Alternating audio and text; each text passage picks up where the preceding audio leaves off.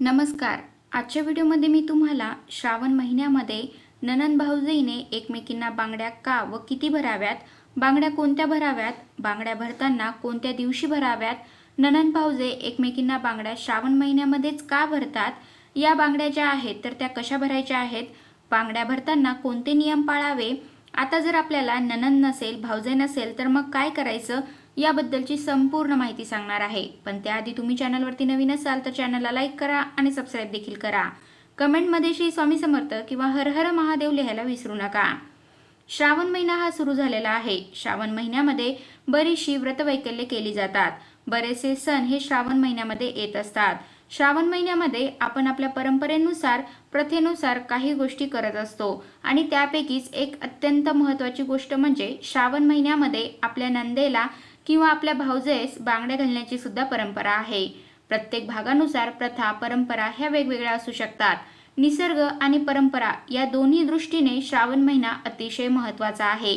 या महिन्यात व्रतवैकल्यांना सुरुवात होते। या महिन्याला सणांचा राजा म्हणून सुद्धा ओळखले जाते आणि महिलांसाठी हा महिना म्हणजे माहेरी जाण्यासाठी जणू पर्वणीच असते। ज्या नवविवाहित मुली आहेत तर त्या खास करून या श्रावण महिन्यामध्ये माहेरी जात असतात। अलीकडे महिलांमध्ये कमजोरी, अशक्तपणा दिसून येतो। महिलांना शक्ती देण्याचे काम हे बांगड्या करत असतात। बांगड्यांना 16 शृंगारांपैकी एक शृंगार मानले जाते। हातामध्ये बांगड्या घालण्याचे शास्त्रीय कारण म्हणजे बांगड्यांमुळे हाताच्या ज्या नसा असतात त्यावर दाब पडतो आणि रक्ताभिसरण सुरळीत होते। त्यामुळे महिला हातामध्ये बांगड्या घालत असतात। आता आपण नंदेला किंवा भाऊजेस या बांगड्या श्रावण महिन्यामध्येच का भरायच्या आहेत? विवाहित स्त्रीने आपल्या स्त्रीत्वाला द्विगुणित करण्यासाठी या बांगड्या भरायच्या आहेत। बांगड्या हे सौभाग्याचे लक्षण सुद्धा आहे। तसेच बांगड्या भरल्यामुळे स्त्रियांना आदिशक्ती तत्वाची ऊर्जा मिळते। हातामध्ये बांगड्या असल्या तर शरीराची ऊर्जा खेळती राहते।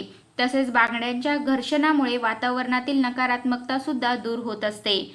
नणंदेला बांगड्या घातल्याने काय होते तर आपण आपल्या पतीच्या बहिणीला बांगड्या भरत असतो आणि त्यामुळे तिचे सौभाग्य अखंड राहते।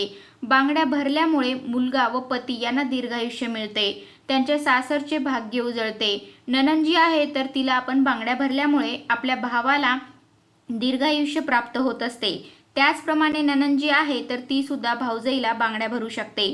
आता या बांगड्या भरताना आपण कोणत्या दिवशी भराव्यात तर संपूर्ण श्रावण महिन्यामध्ये आपण कोणत्याही दिवशी या बांगड्या भरू शकतो। बांगड्या भरल्यामुळे त्याचे जास्त सकारात्मक परिणाम हे आपल्याला प्राप्त होत असतात।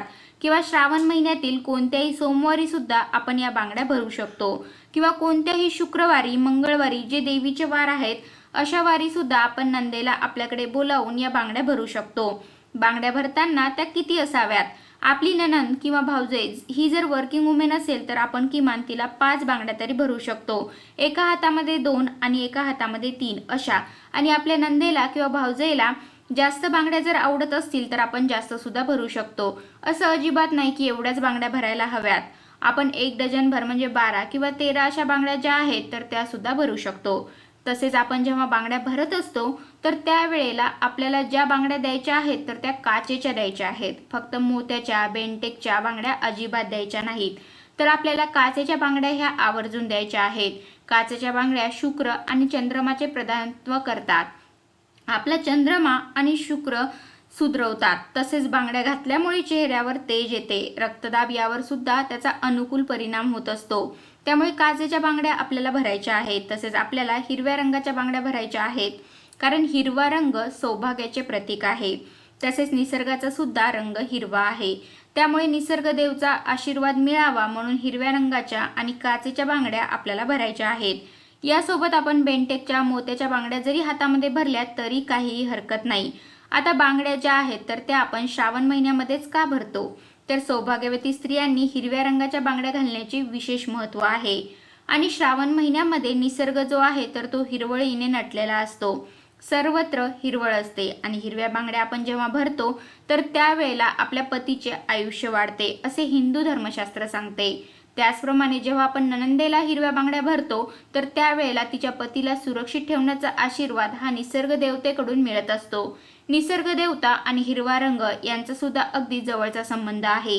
तसेच माता पार्वतीचा सुद्धा आशीर्वाद मिळतो। यामुळे आपले सुद्धा सौभाग्य वाढते। आपण जिला बांगड्या भरतो तिचे सुद्धा सौभाग्य वाढते। शास्त्रानुसार महिलांना शक्तीचे रूप मानले जाते आणि हिरवा रंग हा नवनिर्मितीचा प्रतीक आहे। श्रावण महिन्यामध्ये हार्मोन्समध्ये सुद्धा बदल होतो, ज्याचा प्रभाव हा शरीर आणि मनावरती पडतो। तसेच ज्योतिषशास्त्रानुसार हिरवा रंग बुध ग्रहाने प्रभावित आहे, त्यामुळे आपण हिरव्या रंगाच्या बांगड्या ज्या आहेत तर त्या भरायच्या आहेत। श्रावण महिना हा भगवान शंकराचा महिना आहे। संपूर्ण सृष्टी ही हिरव्या रंगाने सजलेली असते आणि या सृष्टीवरील प्रेम व आदर दाखवण्यासाठी देखील नणंद भावजय एकमेकींना श्रावण महिन्यामध्ये बांगड्या भरत असतात। भगवान शिवांना समर्पित असलेल्या श्रावण महिन्यामध्ये आपण आपल्या भाऊजाईला किंवा आपल्या नणंदेला बांगड्या भरायच्या आहेत आणि अखंड सौभाग्याची प्रार्थना करायची आहे। भगवान शिवांना पती म्हणून मिळवण्यासाठी पार्वतीने या महिन्यातच तपश्चर्या केली होती आणि म्हणूनच माता पार्वतीला प्रसन्न करून घेण्यासाठी नणंद भाऊजाई जी आहे तर ती एकमेकींना बांगड्या भरत असते, ज्यामुळे माता पार्वतीकडून अखंड सौभाग्याचा आशीर्वाद मिळत असतो। आता या बांगड्या ज्या आहेत तर त्या कशा भरायच्या आहेत? सर्वात महत्त्वाचं, भाऊजाईला किंवा आपल्या नंदेला सर्वप्रथम आपल्याला हळदी कुंकू लावायचं आहे आणि त्यांनी सुद्धा समोरच्या स्त्रीला हळदी कुंकू लावायचं आहे, म्हणजे एकमेकींना हळदी कुंकू लावायचं आहे। आणि त्यानंतर आपल्याला ज्या बांगड्या भरायच्या आहेत तर त्या बांगड्या घ्यायच्या आहेत, एका ताटामध्ये घ्यायच्या आहेत। तसेच सर्वप्रथम आपल्याला त्यांचे औक्षण करायचे आहे आणि यानंतर ह्या बांगड्या ज्या आहेत तर त्या भरायच्या आहेत। या बांगड्या भरण्या अगोदर थोडा वेळ आपल्याला देवघरामध्ये आपली कुलदेवी असेल किंवा लक्ष्मी माता असेल किंवा आपल्याकडे जर महादेवांच्या कुटुंबाचा जो फोटो आहे तर तो असेल, ज्यामध्ये माता पार्वती आहे, तर माता पार्वतीजवळ किंवा लक्ष्मी मातेजवळ किंवा आपल्या कुलदेवी समोर 2 मिनिट आपल्याला या बांगड्या ज्या आहेत तर त्या ठेवायच्या आहेत। आणि त्यानंतर आपल्या नंदेचं किंवा भाऊजाईचं जिला आपण बांगड्या भरणार आहोत तिचं आपल्याला औक्षण करायचं आहे आणि यानंतर ह्या बांगड्या ज्या आहेत तर त्या भरायच्या आहेत। बांगड्या आपण जेव्हा भरत असतो तर त्यावेळेला त्यांना काहीतरी आपल्याला गोड पदार्थ सुद्धा खाण्यासाठी करायचा आहे।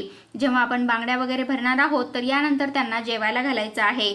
आपण अगदी पुरणपोळीचा सुद्धा बेत करू शकतो, परंतु हे सर्व करणे शक्य नसेल तर गोडाची मिठाई आपल्याला त्यांना खायला द्यायची आहे। आणि सर्व आपल्या बांगड्या वगैरे भरून झाल्यानंतर आपल्याला जिला आपण बांगड्या भरलेल्या आहेत तर तिला नमस्कार करायचा आहे।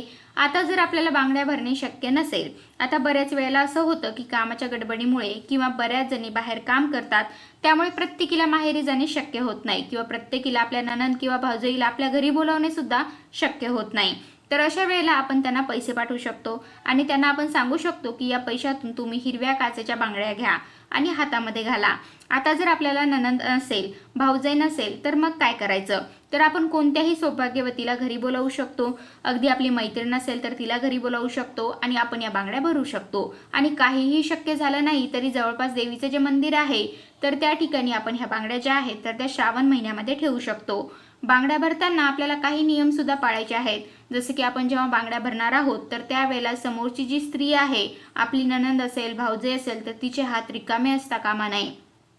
आपल्याला त्यामध्ये अगोदर एक धागा बांधायचा आहे आणि त्यानंतर बांगड्या भरायच्या आहेत। त्याचप्रमाणे दोन्ही हातामध्ये समान बांगड्या घालायच्या नाहीत। एका हातामध्ये 4 बांगड्या घातल्या तर दुसऱ्या हातामध्ये आपल्याला 5 बांगड्या ह्या भरायच्या आहेत। तसेच फक्त मोत्याच्या, सोन्याच्या किंवा बेंटेकच्या बांगड्या घालायच्या नाही, तर काचेच्या आणि हिरव्या रंगाच्याच बांगड्या आपल्याला भरायच्या आहेत। बांगड्या भरताना टिसलेल्या बांगड्या चुकूनही भरायच्या नाहीत। त्याचप्रमाणे आपण ज्या बांगड्या भरलेल्या आहेत तर त्या समोरची जी व्यक्ती आहे, म्हणजे नंदेला आपण ज्या बांगड्या भरतो तर नंदेने त्या बांगड्या चुकूनही इतरांना देऊ नयेत। बऱ्याच वेळेला आपण आपल्या हातातील बांगड्या काढतो आणि इतरांना देतो, परंतु अशी चूक अजिबात करू नये, कारण यामुळे आपले जे दोष आहेत तर ते इतरांकडे जातात किंवा आपलं कोणतंही जे सौभाग्यवान आहे तर ते चुकूनही आपण इतरांना देऊ नये। त्यामुळे ज्या बांगड्या भरलेल्या आहेत तर त्या आपण स्वतःच वापरायच्या आहेत, चुकूनही दुसऱ्या स्त्रीला द्यायच्या नाहीत।